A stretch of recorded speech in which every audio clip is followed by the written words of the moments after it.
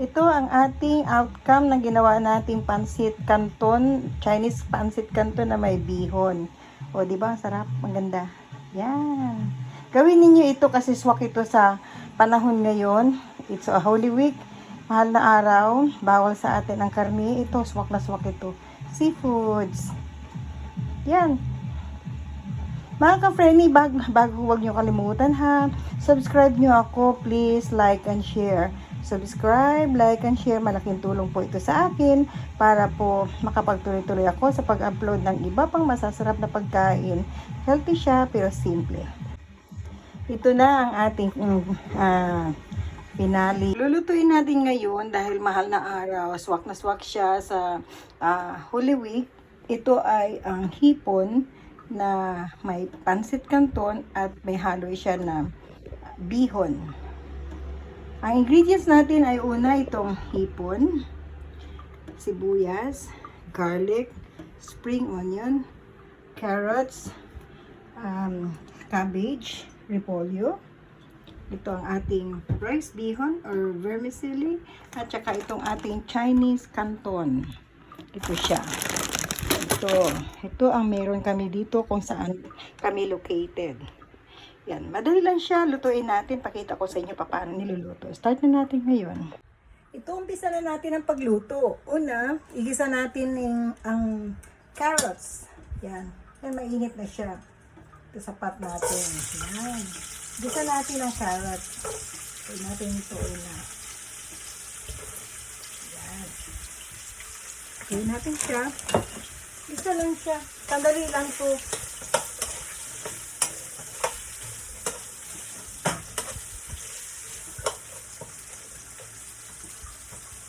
Yan. Few minutes after, luto na yan.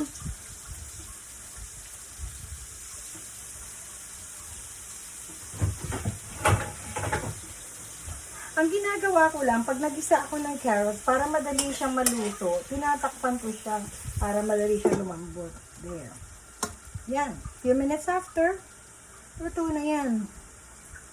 After 2 minutes, tingnan na natin kung luto na. Ito. Yan. Medyo luto na siya. Yan. After 2 minutes, tatanggalin na natin kasi malambot na to. Mahirap naman masyado siyang luto kasi pag nilagay natin mamaya ito kasama ng pansit, overcook na siya at mabilis na siyang lumambot. Kailangan medyo crispy pa siya bago nyo tanggalin. Yan, tapos balik natin yung pot. Meron pa siya kunting mantika. Ayan. Be careful kasi minsan ang mantika, nagka-cut siya ng fire. Kaya kailangan medyo ingat din tayo pag nagluluto. Okay. Tapos nainit na siya, igisa ulit natin yung, igisa rin natin yung ating repolyo. Ayan. Ating repolyo.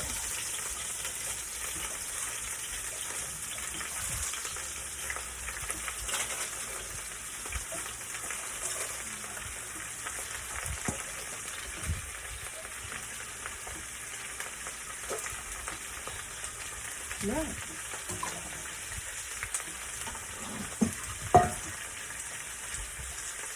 Tapos, haluin lang din natin hanggang sa maluto.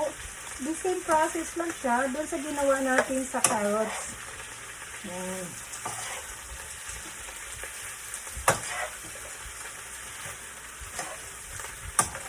Ayun na po. Meron siya nakahalo na rubber band.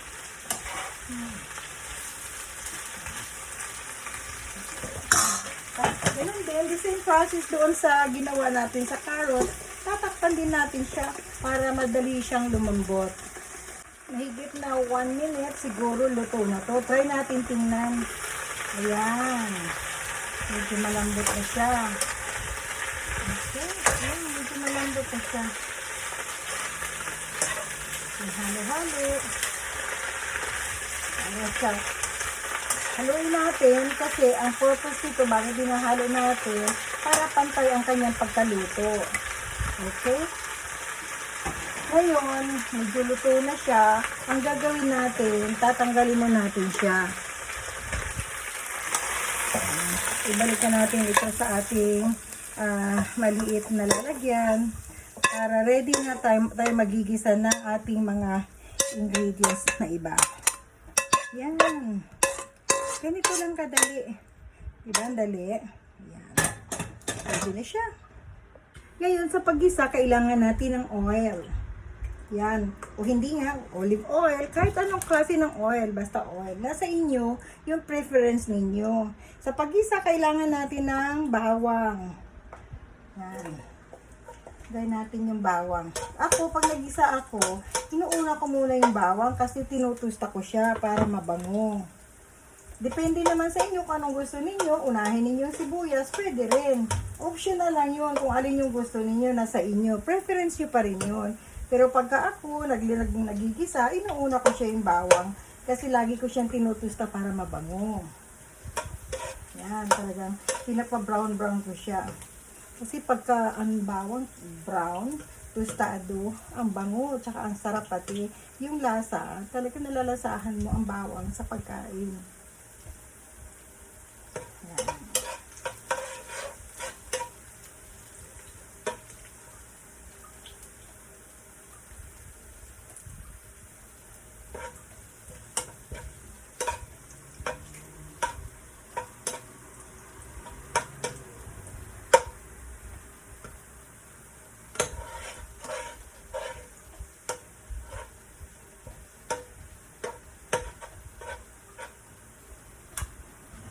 Tapos, isusunod natin ang sibuyas.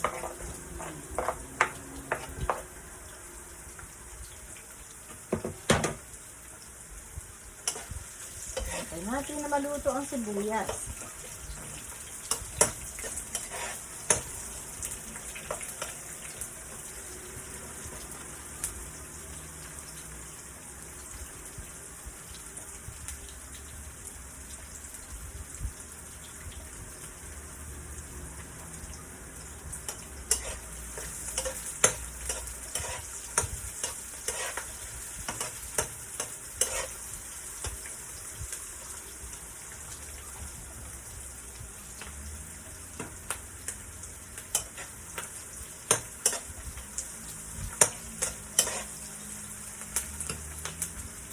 Tapos nilalagay ko na yung ating hipon. Yan. Hipon natin. Lalagay na natin para magisa siya sa mga ingredients.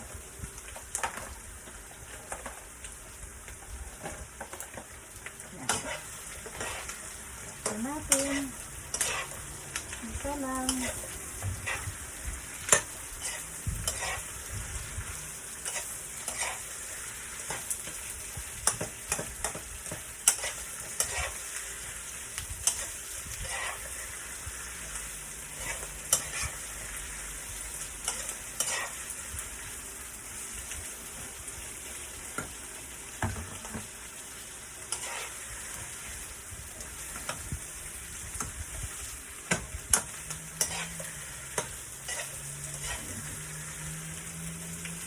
Yan. Pagka nagisa na siya, sa tingin mo medyo luto na, hahanguin ko na siya. Tatanggalin ko siya. Baka magtataka kayo bakit ko siya tinatanggal. Kasi ang hipon, madali siyang maluto. Pag ang hipon kasi overcook, ang tendency, nagiging makunat siya. Kaya ang ginagawa ko, pag ganitong luto na siya, tinatanggal ko na siya. Tapos ibabalik ko na lang mamaya pagka luto na yung pansit. Yan. Ito na. Tapos lalagyan ko siya ng tubig. Yan. Tapos lagyan natin siya ng paminta. Toyo. Siguro mga kalahating cup. Yan. Mga kalahating cup na toyo. Ito ang toyo na ginagamit ko dito kasi ito yung karaniwan namin ginagamit. Tapos lalagyan din natin siya ng paminta habang nagbo-boil tayo ng tubig. Yan. Mga 1 teaspoon na paminta. Yun. Tapos, tatakpan ko na siya. Antayin ko siya mag-boil. Pag nag-boil mamaya, ilalagay ko yung Chinese canton kasama nung bihon ko. Yan, antay natin mag-boil. Okay? Ito na siya, kumukulo na. Kaya ilalagay ko na yung una, ilalagay ko ay itong pansit bihon kasi matagal itong maluto. Yan, una ko siyang ilalagay. Yan. Ilalagay ko siya.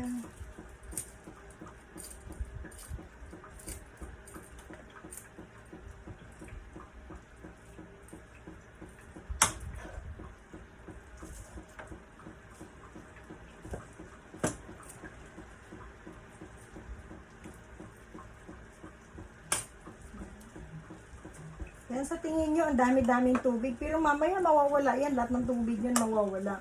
Kasi sisip-sipin yan ng ating bihon. Yan. Tsaka ng pansit canton. Meron pala akong sinasama. Hindi ako nag-aasin, pero naglalagay lang ako ng seasoning. Ito yung ginagamit kong seasoning dito. Dalawang ganito. Yan. Para pampalasa din. Nasa inyo kung gusto nyo lalagyan. Pwede din namang hindi.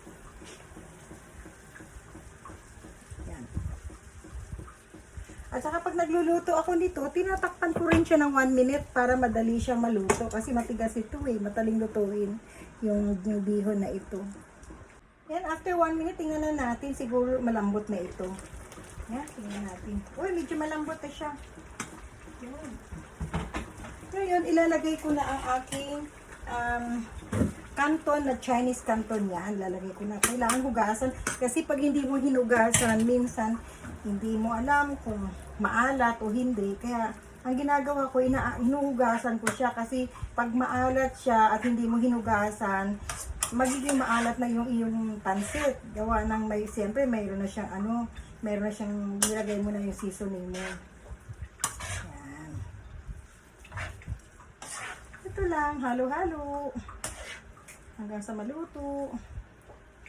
Itong yung Chinese canton, matagal din siya maluto. Kaya kailangan, pagka nailagay nyo na yung pansit bihon nyo, after 1 minute na tinakpan ninyo, lagay nyo na rin itong canton. Kasi matagal din siya maluto.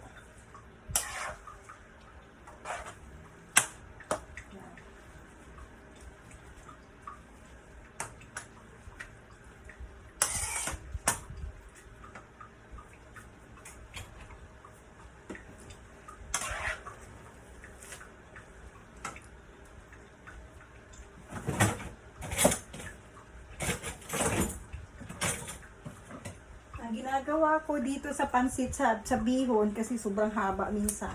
Ginugupit ko siya. Yan, ginugupit ko siya para naman hindi na masyadong mahaba. Kasi talagang mahaba siya. Yan. Para madali mo siyang i-mix. Diba? Oh. Ganda na siya. Malapit na siya maluto.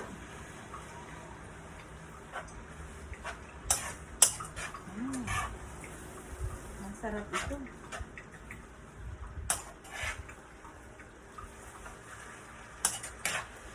Mabango pati itong bihon na ito.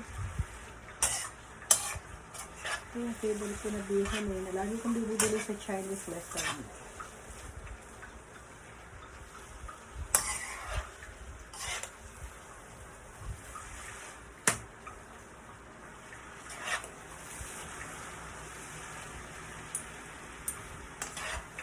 Kita nyo, wala na siyang wala na siyang tubig. Nawala na yung tubig niya. Ayan. O, diba? Natuyo na siya. Yeah. Minsan, akala nyo maraming tubig. Magiging labsak siya, hindi.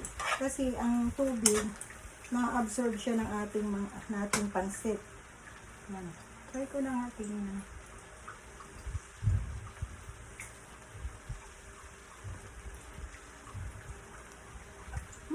Habis na maluto. Hap na.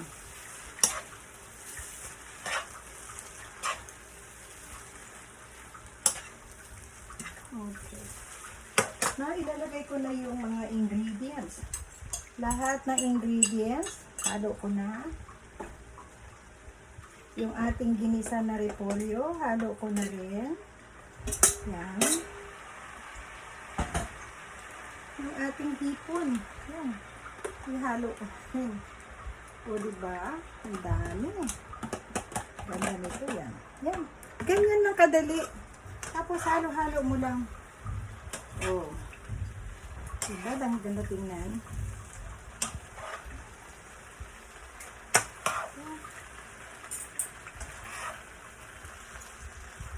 Ganyan lang kadali.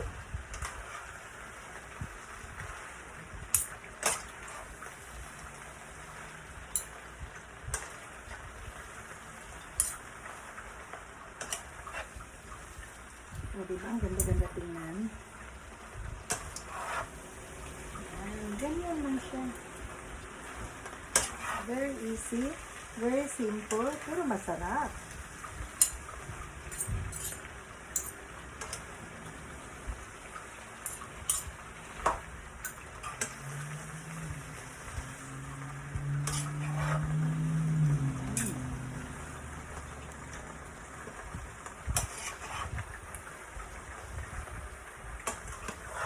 Diba, bongga?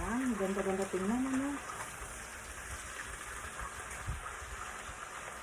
Ano siyang masarap?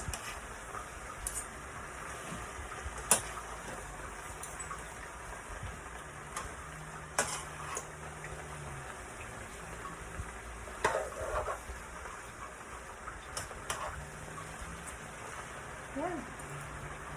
Tignan ko nga. Ang gaano para ano ng lasa.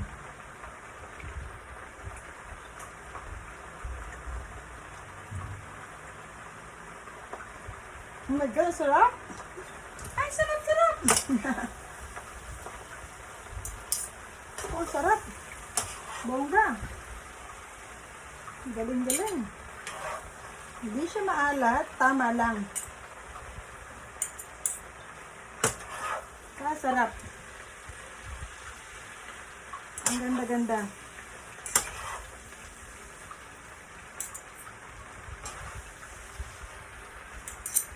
Very nice.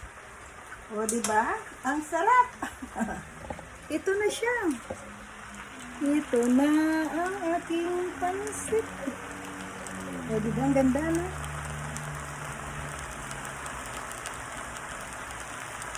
Ang ganda, sarap.